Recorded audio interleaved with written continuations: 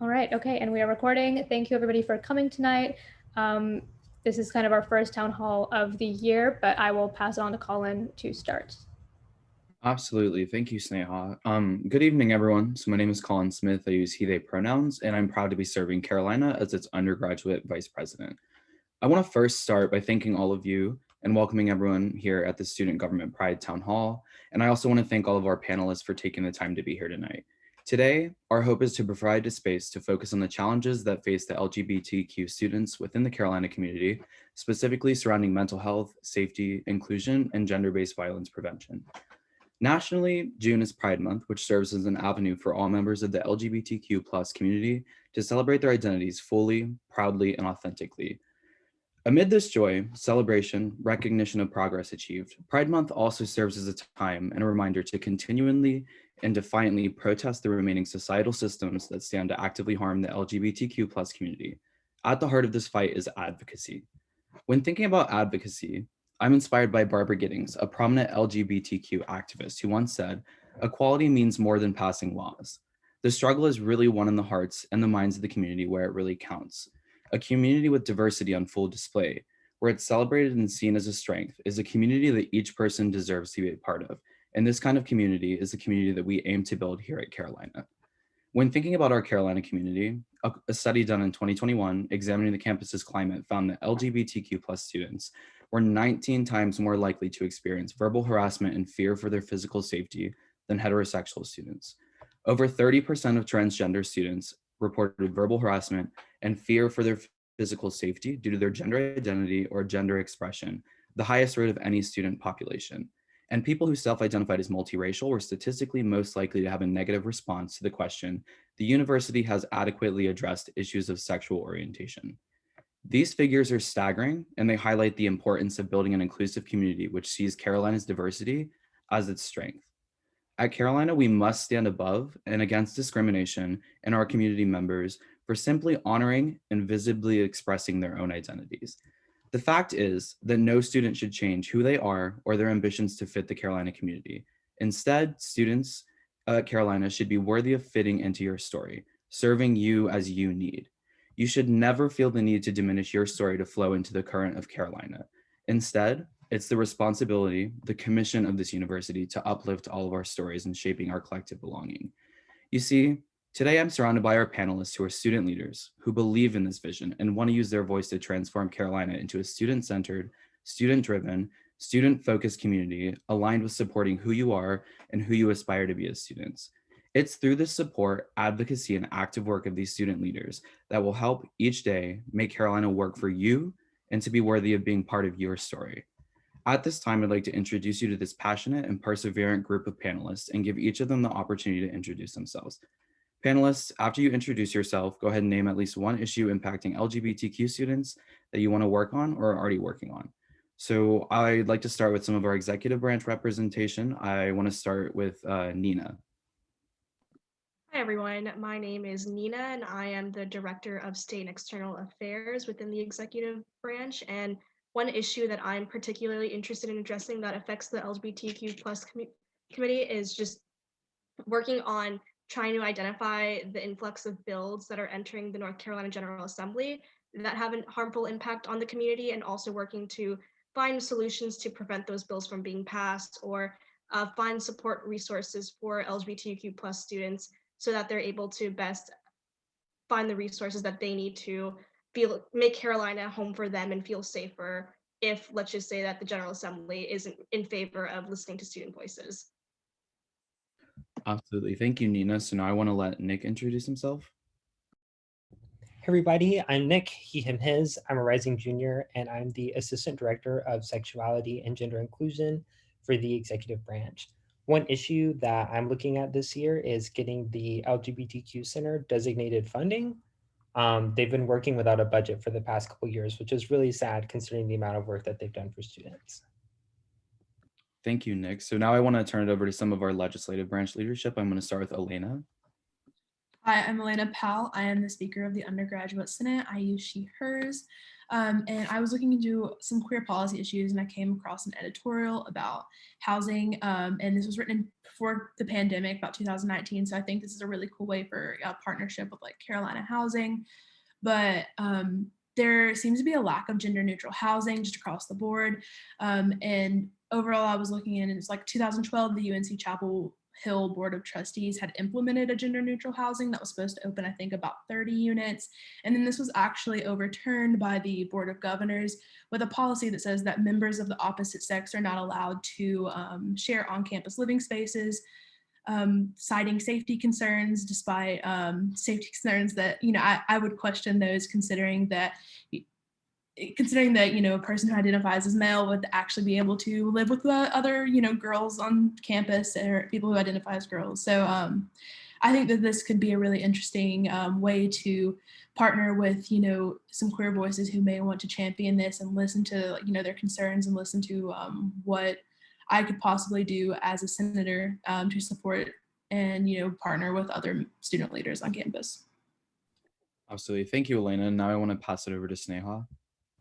Hi, I'm Sneha. I am a rising sophomore studying political science and journalism, and I am the Oversight and Advocacy Chair of the Undergraduate Senate. Actually, kind of jumping off what Elena said, I also am interested in kind of helping with supporting housing for LGBTQ plus students, especially exploring the possibility of prioritizing LGBTQ students for early move-in, because I know a lot of LGBTQ students, friends of my own, who struggle with their family not accepting them, and so they deserve to have a safe place on campus to live. Another issue that I am trying to help combat is gender-based violence on campus. We are currently working on a bill to codify the procedure for handling reports of gender-based violence within student government. So if anybody is interested in that bill and wants to learn how they can help bring amendments that will protect LGBTQ students, please reach out to me. Thank you, Sneha. Now I want to pass it over to Arthi.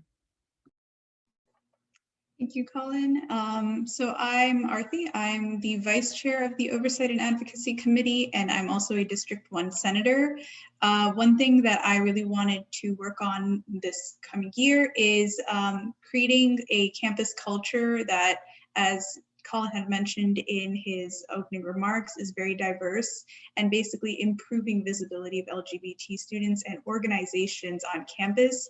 We want to make sure that student organizations that are intended to be safe spaces for LGBTQ students are highlighted, they're getting adequate funding. We want to make sure that we're recognizing LGBTQ history and achievements and contributions, and trying to get that into classrooms and making that a more open space where we're recognizing the contributions of everyone in all communities.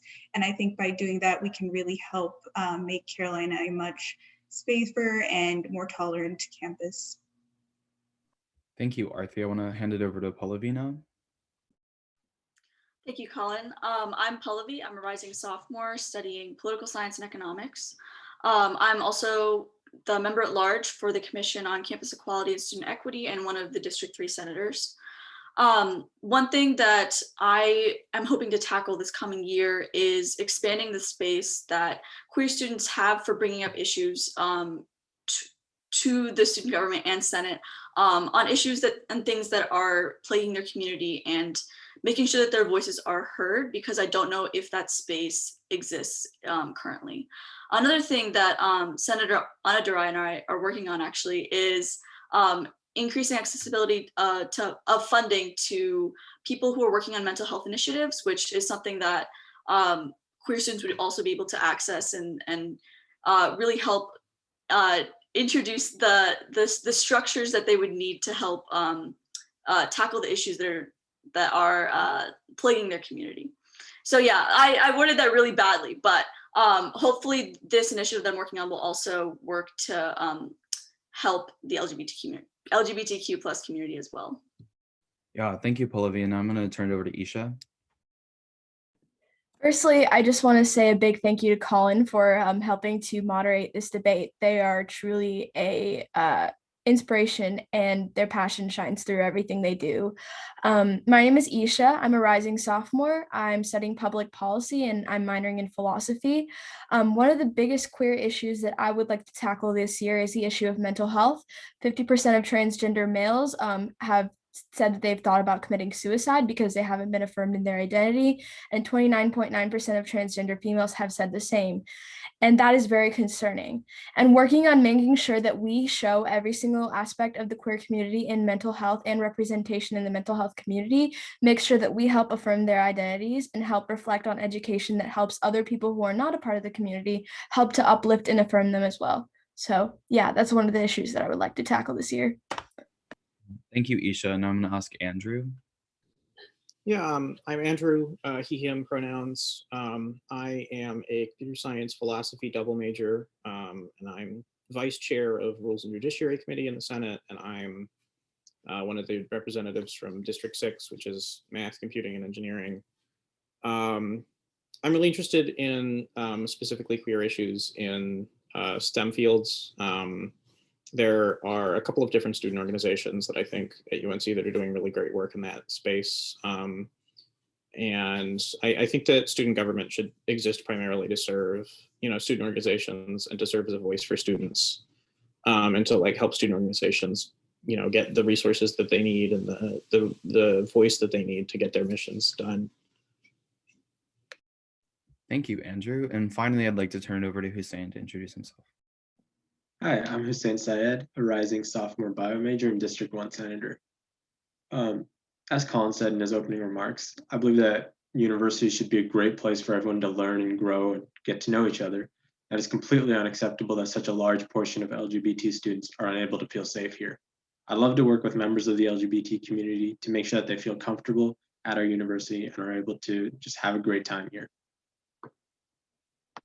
Absolutely. Thank you, Hussein. So I guess I want to start with asking some questions. I'm going to open the floor for any panelists that would like to answer this. And of course, anyone who has any thoughts, just go ahead and jump in. For this question, I want to ask, when we talk about steps, we talk about steps in action. I'd like to hear from you all what you're currently doing in your positions to support LGBTQ plus students. And along with that, what are some action steps you hope to take in this upcoming year as you're in this role?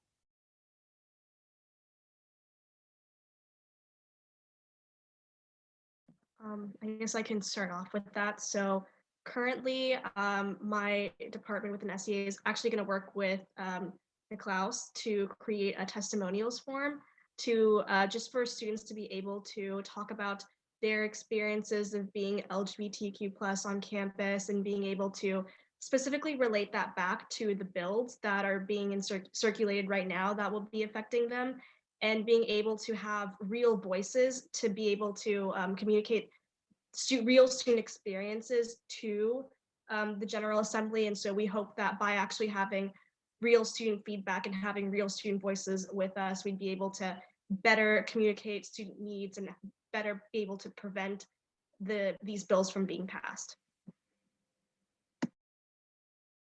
Absolutely. Thank you, Nina. I'm going to let Andrew speak for a little bit on this. Yeah, as I said in my introduction, I'm particularly interested in queer issues in STEM spaces. And as I'm sure a lot of you have heard, computer science department, which is already, let's just say very straight, is looking to institute a admissions program because they have not received really, there have been no new instructors. There's going to be fewer tenure track instructors in the computer science department this coming year than there were in 2014. And the population of students has increased by a factor of 10 since 2010. And the computer science department wants to reduce the undergraduate enrollment. And the reduction of the undergraduate enrollment has really concerned a lot of the computer science organizations, but especially the queer computer science organizations, because it's really a fight to get queer people interested in computer science and get queer people into computer science spaces. And it's really important that we're represented in computer science. There's a lot of specific problems for LGBT people in general, and especially for transgender people in computer science that just don't occur to straight people, and representation is very important. Like the ease of like designing your software from the ground up to include LGBT people and especially transgender people, to enable people to change their names easily, change their pronouns easily. adjust what that is, and then also enabling your software to like protect people from harassment and protect people from being doxxed is really important and is often overlooked in software spaces that are filled with straight people that look like me. And it's really important, and we're really concerned that the department is gonna block out a lot of these queer people who would otherwise become interested in computer science over time by taking the intro classes and then moving forward. And we're really working to try and get the department to create avenues for queer people to get interested in computer science and create a equitable admissions process, so that students, even that if they haven't had been exposed to computer science early, they will have an opportunity to be a major.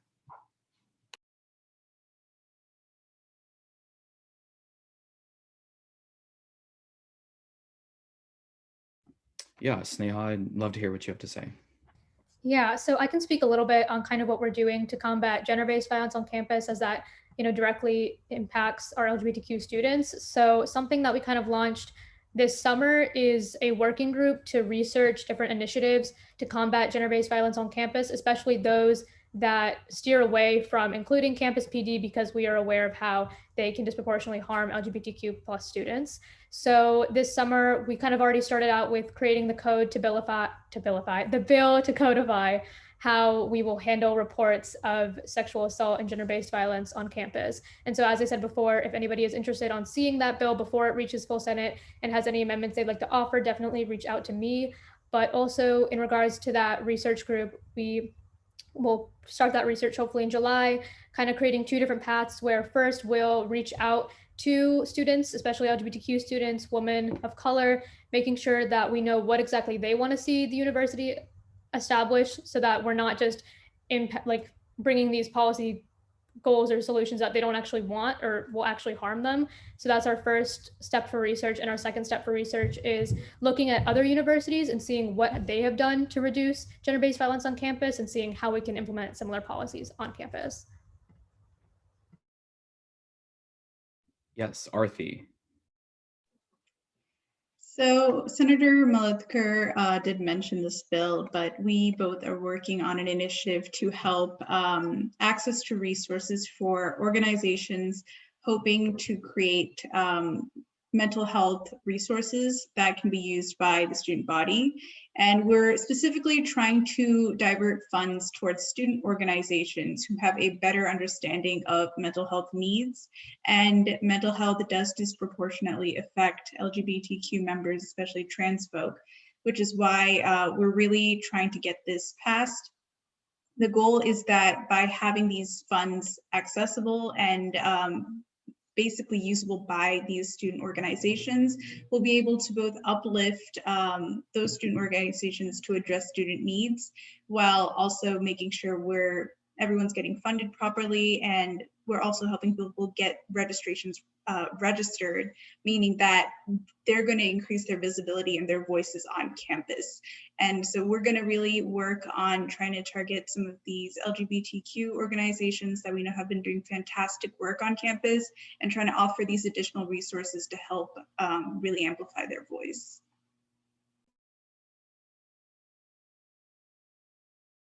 Yes, Pallavi.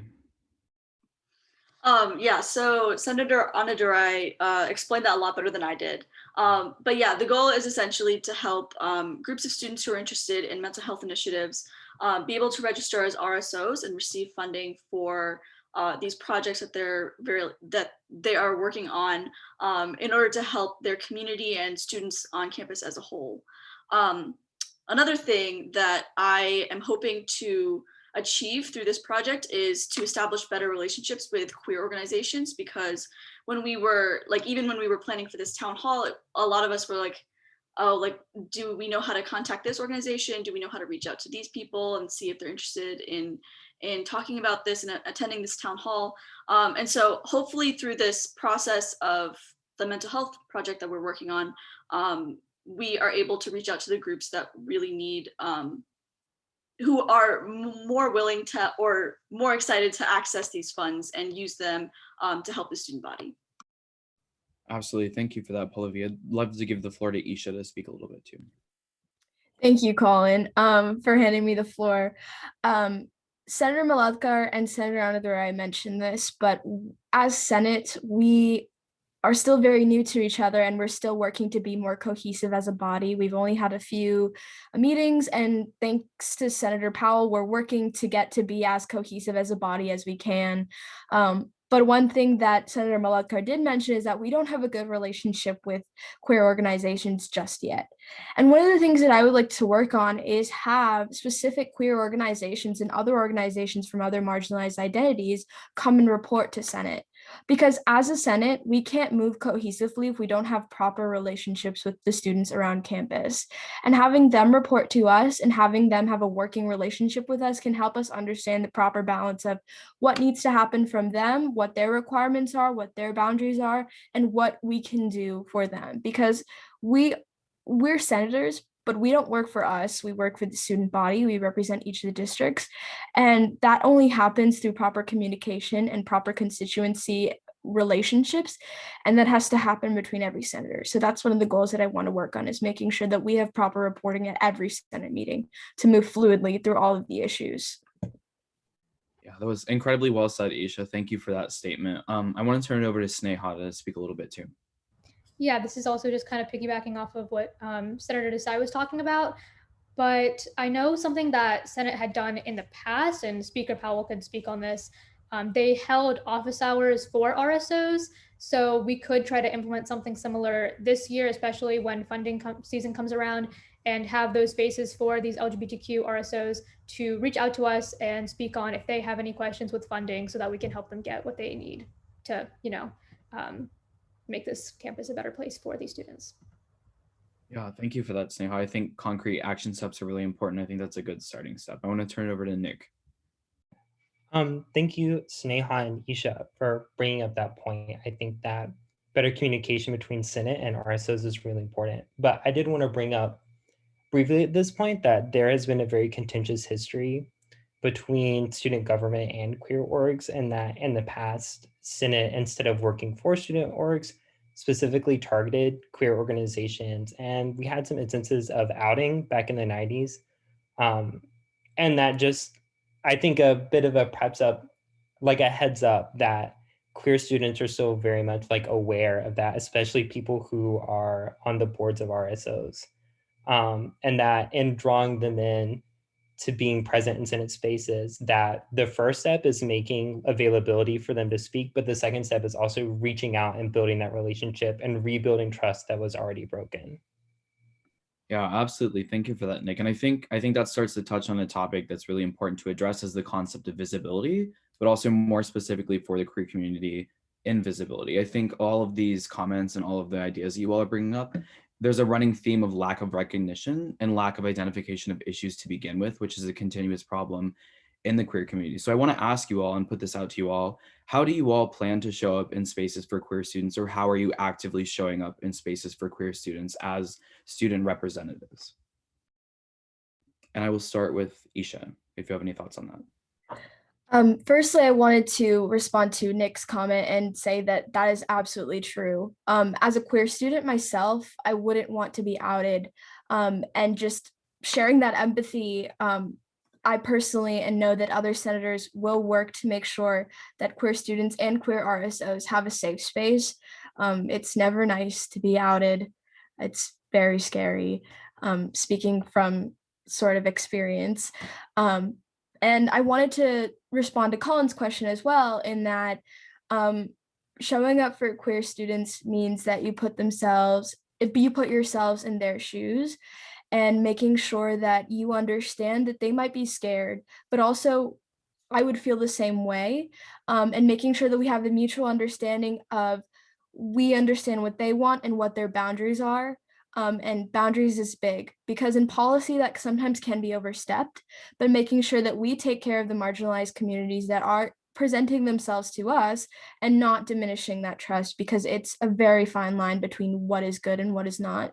And as I mentioned before, we work for the student body. We don't work for the interests of ourselves. And being insensitive to a group of students is not ever the intention that I think I can speak to, and many other senators can, is what we want to do.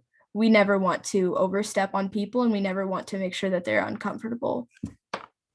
Absolutely. Thank you, Isha. I want to turn it over to Speaker Powell to talk a little bit too. Yeah, I wanted to kind of respond to Nicholas as well, because I think that in part of it's great that we all have the intention to reach out to these spaces, but it's about educating ourselves as allies. You know, we have this contentious relationship, and I think that there needs to be an awareness of ourselves. If, you know, we're not queer identifying students, really, you know, pubbing the LGBTQ Center, you know, I think there's resources, I think it's LGBTQ 101 is a really great one. You know, there's safe zone trainings, but part of that and also with my position is making sure there is avenues to reach us both that are publicized, like public comment period. I'm pretty sure, you know, pubbing that when we get back on campus is great, but it's also making sure that there are ways to reach us. So, you know, having anonymous forms, you know, these are ways that you can get in touch with us, and making sure those are well known, that you can reach us. You don't have to tell us your name. You can just raise an issue to us, and, you know, and it's making sure those spaces we're striving to make those safe. It's not enough to call ourselves a safe space if we don't prove it. And so I think it's important that we establish that we're trying to improve ourselves, but again, with these skills trainings, working with our ethics chair, but it's also ensuring that we have these methods of communication and letting them know that, you know, this is a way to reach us anonymously. This is a way that you can come out to us, but not come out to us, but like, you know, reach us, but also knowing that we have established that, and then reaching out to them and saying, these are the ways that we have actively attempted to educate ourselves, and we're trying to create a better space where we can be allies. And so, yeah, that's my 2 cents. Thank you for that, Elena. I think it's really critical to emphasize the importance of proactive outreach to bring people into spaces instead of bringing spaces to them. So I appreciate that. I would love to hear some thoughts, Arthi, if you had some. Thank you. So first I wanted to thank Nicholas for bringing up that point, because it's a very important and very valuable thing that I'm glad is on our minds and that we can talk about. And I did want to kind of piggyback off of Elena's idea of educating as allies. So Senate has been initially talking about this, but a huge thing that we want to do next year is make sure that it's not just us making RSOs and students come to us, but it's also we go to RSOs, attending those meetings, meeting with groups of students who are available, being in the pit, being open to just being in spaces with students and making sure we're interacting with them on a very day-to-day, like normal basis, just to establish that trust and establish that relationship. I think it's going to be really important moving forward. And being someone from the Oversight and Advocacy Committee, I want to really work to make sure we're doing that and giving the opportunity for senators to really engage with groups and meet them where they are rather than making them come to us. That's going to be the best way for us to kind of immerse with LGBTQ issues and of the issues of others on campus as well. And I really think that that is something we will be working on moving forward. Yeah, thank you for that, Arth. And I think that's something that we're all working on in student government, is rebuilding a lot of trust with students. And speaking from the experience that I have working in the vice president's office at the moment, we all have a lot of steps to take, but hopefully conversations like this allow us to take those steps. I would love to turn it over to Andrew if you have some thoughts to say. Yeah, undergraduate senators are required to attend RSO meetings and reach out to RSOs. And I certainly plan to reach out to LGBT RSOs, of which there are quite a few. I think probably more than 24 at UNC, queer affiliated RSOs. And I think an interesting thing about UNC is that the university is so big that a lot of student leadership has become siloed. And, you know, there are student leaders who are in LGBT organizations that are like sister organizations that will just never have met each other and will not know each other and will have totally different perspectives and knowledge bases. And I think it's really important for, us as undergraduate Senate to, in our efforts to represent the student body, to reach out to these people and, get their perspective on things. And like, these people will have knowledge that other people are not going to have, right? Like I like to think I know a lot about queer issues. I think pretty highly of myself, but I don't know everything, certainly. And like getting people's perspective, like every like week I learn about a new issue on UNC's campus, like a new thing that's going on. And student government is not going to be able to resolve most of those issues. Probably 90%, but like 10% of issues, like we can do something about, right? Like a favorite example of mine is the wheelchair ramp for this is a disability accessibility thing, but not a queer thing, but it's I think illustrative. The wheelchair ramp for the old well. It sort of boggles my mind that it's not just there year round. It's very strange. They could just put it in the back; you wouldn't be able to see it. But every year, the university sends facilities people out. Or every semester, every university sends facilities people out to put these wheelchairs out. And somebody said to me, some disabled person at some meeting said to me, why don't they just leave the ramp out there? Like what's the deal? Why can't I? Why am I only allowed to access the old well once a semester? And I said, that's a really good question. That does seem pretty screwed up, and I just never thought about it before. And I have that moment like every week. And it's really important for senators to go out there and student leaders in general to go out there and like talk to people and get people's perspective. And I think that, UNC has really got a wealth of student leadership, and it's really important that we leverage that. Absolutely. Thank you, Andrew. I want to turn it over to Sneha. Yeah, so this is kind of piggybacking what Vice Chair Undergraduate said. And so the unique thing about Oversight and Advocacy Committee is we're kind of the go-to committee for receiving and addressing the complaints and needs of students on campus. But I think one of the biggest issues is students just aren't aware that they can come to us. So I think it's a matter of just like, educating our student body and making sure that we are in spaces so that they know that they can reach out to us if they have any issues. For example, we have like this Your Voice petition page on our Senate website, but it's kind of hidden. And that's an issue in itself, like making sure that people are aware and know where they can go to. And that is something that like Oversight and Advocacy is actively working on throughout the summer, is coming up with ways that we can engage with the student body, including LGBTQ students, especially as we return to in-person learning this fall. And one kind of clear example we've come up with is kind of like sitting in the pit, either weekly or bi-weekly, just so students know that we are there and available for them. But obviously that's not going to be enough. We need to make sure that we recognize the contentiousness between LGBTQ organizations and ourselves and do that education as well. But just for the students that are on this call, please do note that Oversight and Advocacy is definitely, the entire student government is here to address and receive your concerns, but Oversight and Advocacy, that is kind of our specialty. So if there's anybody that you want to reach out to about any problems concerning LGBTQ students, especially in regards to Undergraduate Senate, reach out to us. Our meetings are open, and if you want any information on our next few meetings, just let me know. Absolutely. Thank you, Sneha. So I think a really important question for us to address in this space is we talk a lot about issues that are affecting the queer community, but I think it's also important to address issues within the queer community. A lot of times when we have these conversations are centered in whiteness and cisness. So I'd love to hear from some individuals, whether you identify in the LGBTQ plus community or not, some proactive steps that you believe we can take in these spaces to make sure that we're truly prioritizing equity and making sure that we're centering our perspectives and our voices with those of the most marginalized identities within our own communities.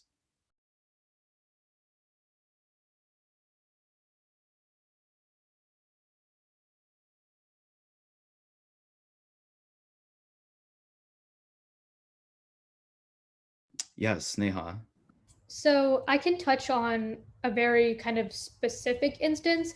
Like one of the biggest issues I think is mental health within the queer community, especially for trans women of color, LGBTQ women of color. And so one kind of actionable step that I want to take is make sure that CAPS is supporting those students, either by creating, group therapy sessions or hiring more trans or, LGBTQ therapists of color. I think that's really important. And that is just kind of a very specific issue. But if anybody has any other thoughts on the other issues within the community and how we can make sure that their voices are heard, please speak on that. Yeah, thank you, Sneha. I want to let Nina speak a little bit too.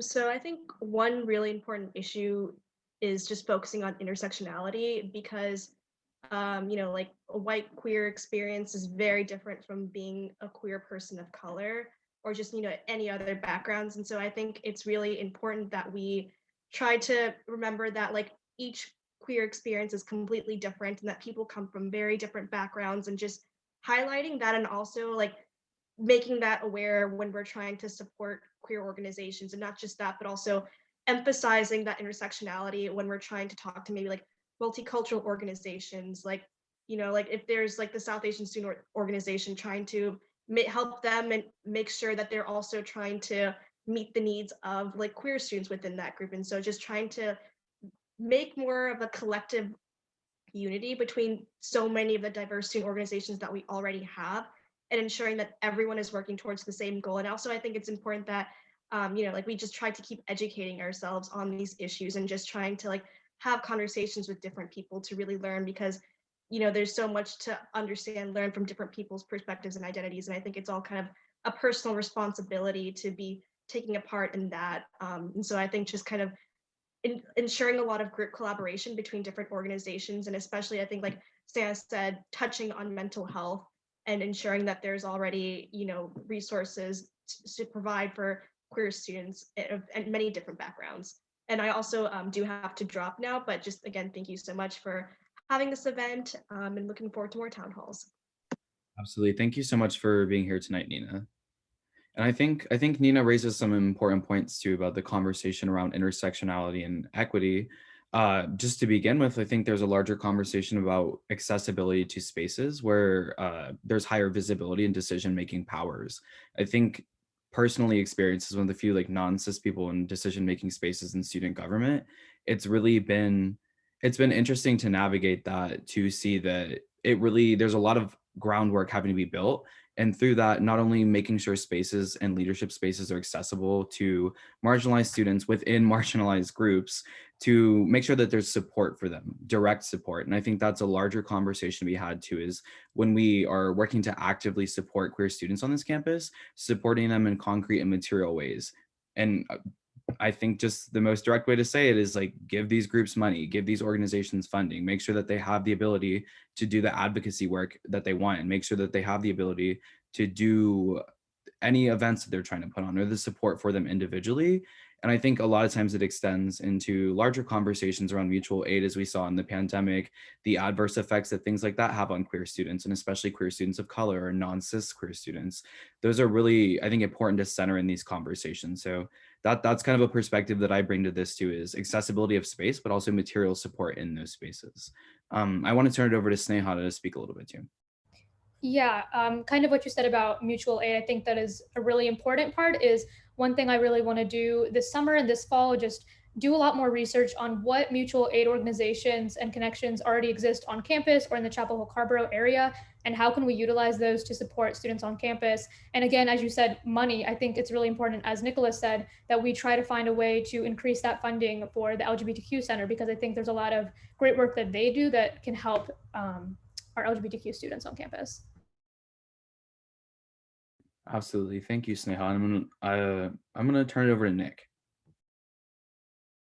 Yeah, I'm still working a little bit on how to phrase and answer this question, because I think it's a little bit more personal than I tend to answer questions. But I would say that making sure to reach out and make friends. I think that a lot of times, specifically, queer students of color have very siloed themselves because they find these spaces unwelcoming. And I think there's a lot we can do in a professional sense to open up these spaces and make them more welcoming. But I think it really starts with building personal and trusting relationships. That asking them to enter enterprises and institutions that have been inherently problematic is a lot harder if we don't make them feel that they can trust us even on a personal level. And there's nothing we can do to change their perception of these institutions until they get in those spaces, but we can absolutely teach them that we are people that they can trust and learn to rely on. Absolutely. I think that's an incredibly important first step. Rebuilding trust. There's a lot of steps to rebuilding trust, and it's a long process to take, but it really takes individuals like you all in this panel right now putting in the work to do that. So thank you for that answer, Nick. And I want to turn it over to Isha. I just wanted to mention that everybody who spoke on this question, like this is all so important, and we're all taking in this information and it's all going to something that's greater, and that's inclusion and intersectionality. But I wanted to quickly touch on what Nicholas said, is that inclusion and making friends. In the 1970s, the first queer organization, I believe it was called, give me one second, I can't remember it off the top of my head, but it is I believe it was Carolina Gay Association in 1974. They had a week where they basically opened up the floor to new students for orientation and introduced queer students back into university life. And universities tend to uphold cishet voices. And as Senate, we have a lot of power with funds and being able to appropriate funds to help assimilate, but assimilate's the wrong word, to help properly integrate queer students into the university that uplifts voices that are different than them, but also making sure that they understand that they're important by making sure that we give material support to them, because the material support means way more in this world than potentially emotional support can. While both are equally important, money is power, and putting power behind marginalized groups helps give them an avenue to speak and gives them a voice at the table and helps them understand that they are important and they are included in every conversation that we have. And as a queer student myself, I understand that many bi women and transgender women also face a lot of violence, especially, and that affects their mental health. And Senator Pasapula mentioned queer mental health. There's been a lot of conversation in Senate about how to bolster student mental health. And this is something that we've always considered, and going forward, it's going to be a main priority. We've tried to look at intersectionality and everything, and making sure that we put our queer students and marginalized students first is the first and foremost priority. Absolutely. Thank you for that answer, Isha. And I think those are all really great points that have been made by all the panelists that have spoken. Just really coming back to that concept of material support, I think as queer students at UNC, we no longer want platitudes. We don't want the "you belong here, happy Pride Month" things. We don't want empty statements. We want action, and we want material, concrete support that will do things for students, as opposed to being told students are welcome. Show students they're welcome. So I appreciate all of your perspectives. And I want to bring up a question from the chat about, as we talk about material support and visibility, the question is there any initiative already in place to advertise or promote courses taught by LGBTQ professors to queer students, like some kind of course list or that? If anyone knows about that or any work is being done on that, we'd love to hear some thoughts.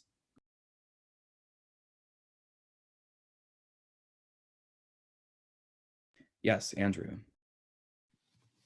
So I have three things on this. First, I'm not aware of a specific list that exists, but I have written down your question in my notepad, and I will send you an email and get an answer. I will try and get an answer to that and send you an email. But I do know that I've taken, I think, 3 like specifically LGBT focused classes in my life as a person who takes classes. Student, that's the word. There it is.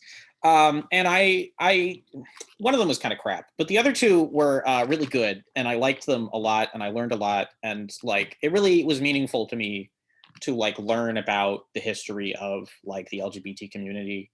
One of the classes, the kind of premise of the class was that the LGBT community wasn't real, and there's no such thing as an LGBT community, but like it's not important. But like, you know, like going to like Rocky Horror is one thing, but like really like getting into the weeds of like the AIDS crisis is another.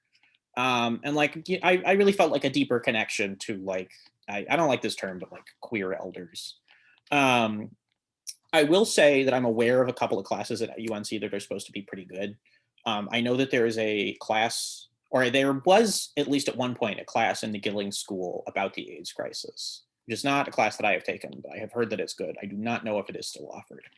The computer science department occasionally offers enabling technologies, basically based on whenever the instructor wants to teach it. And that's primarily focused on disabled people. But there is, I think, like a small unit in that class about like designing technologies from the ground up, like the thing I talked about earlier about like designing technologies from the ground up to accommodate queer people. And then there are there's like a triple AD class that's supposed to be pretty good that is has queer people involved. But I will reach out to some people and I will get an answer to this. And if I can't find anything, I will see if I can get something made for you. Yeah, thank you for that, Andrew. I want to turn it over to Hussein. Yeah, to give the short answer to your question, plain and simple, there just isn't a list. Like UNC offers a, I believe, sexuality studies minor, maybe.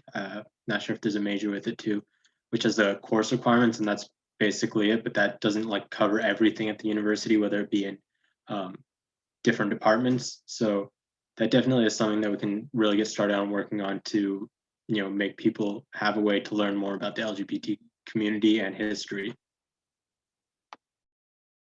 Yeah, thank you for that. Thank you for that context, Hussein. And I think once again comes back to the conversation of where is the material support and where's the visibility for students. So I appreciate that question being raised, and I think that's leaving this space, those are some good concrete action steps that we can take to move forward. I think talking on concrete action steps, I would love to hear from some individuals. I know we talked a little bit about things that we hope to work on, but if there are any of you that have some direct plans to make Carolina a more fostering and more welcoming and more inclusive space for queer students, if you have thoughts that we can bounce around concrete plans here, I'd love to hear a little bit more about that from y'all.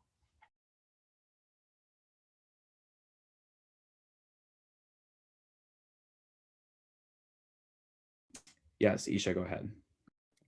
Yeah, so as we're welcoming the class of 2025, there's obviously going to be a mix of students.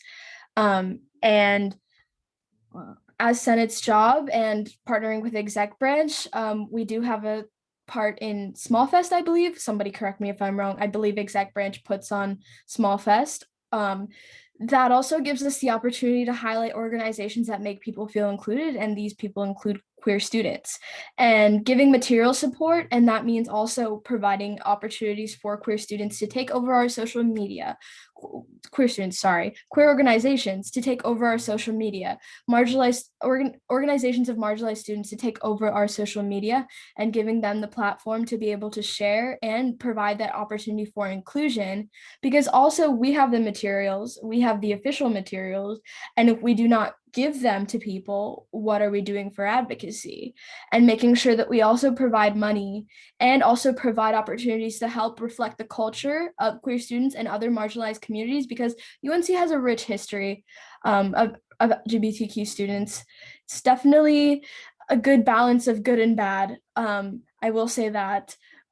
But making sure that we have people educated on what has happened at this university, so we can also give material support to these LGBTQ organizations to help put on events like this, because we have that power, and making sure that we can also help change the culture through money, because again, money is power, and also using money to help change the culture to help incorporate and accommodate all marginalized students, especially queer students of color. That is so important, and that should be our job. And that's the next plan, for at least that I will be emphasizing on my end to many other senators for the next upcoming school year. Absolutely. Thank you, Isha. And I want to allow Sneha to speak some. Yeah, so in terms of kind of next steps for myself, I keep jumping back to the housing issue for LGBTQ students, especially how it impacts my personal friends who don't have accepting parents, and when they're in the closet, they're, having to live in an environment where they just don't feel safe. And I think one actionable step that I want to take is definitely helping Nicholas, if I can, with getting that funding for the LGBTQ Center, and maybe trying to create some type of housing grant so that students who are financially insecure can get some assistance with making sure they have safe housing on campus. Another option is I do have connections with the town of Chapel Hill Housing, seeing if I can talk to my supervisors and see what actions they are taking to support LGBTQ students in the area, because I know one big thing that the town of Chapel Hill is trying to focus on is creating equity within housing. So that is another action step that I can take to see what actions are happening for off-campus students to get that housing security. Absolutely. Thank you, Sneha. And I want to turn it over to Arthi. Yeah, so I am a District 1 senator, as I stated before, which is the district of the biological and life sciences. And among the majors in this district and some of the other districts that also are STEM focused, a huge issue is just how alienating STEM can be for pretty much all minorities, but especially minorities like the LGBTQ community. And I think that a big step moving forward that I want to try to implement and work with other senators who are from STEM districts with is having some kind of a discussion group or like a working group where we can get professors and students from these minority groups kind of in the same place and help both of them try to communicate what do people need in STEM to help make the environment more fostering, to help retain more people from minority backgrounds. And it's also a space where professors can actually hear from individuals one-on-one and implement those into their course building and make it a more welcoming space. I don't have a whole lot of specifics down for this yet, but I think it is going to be a priority of mine to make STEM far more inclusive than it currently is. Absolutely. Thank you for that, Arthi. And I want to ask one last question to all of our panelists for anyone that would like to answer it, of course.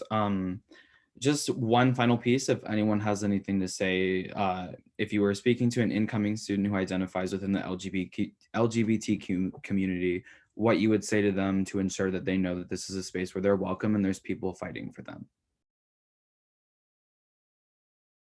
Yes, Nick, go ahead.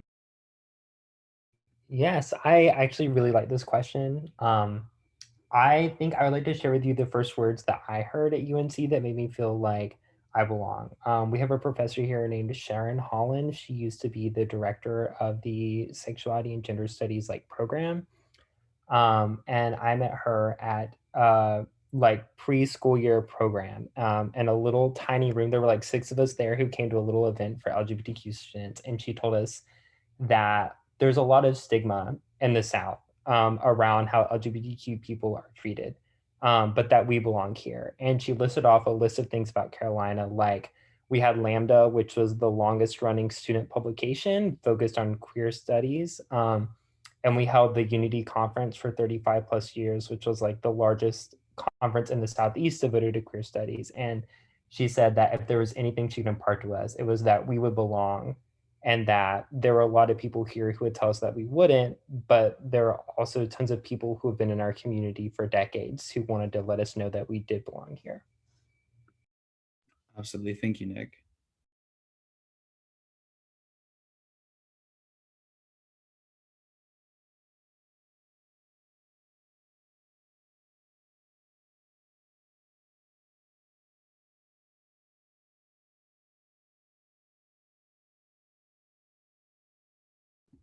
Yes, Isha.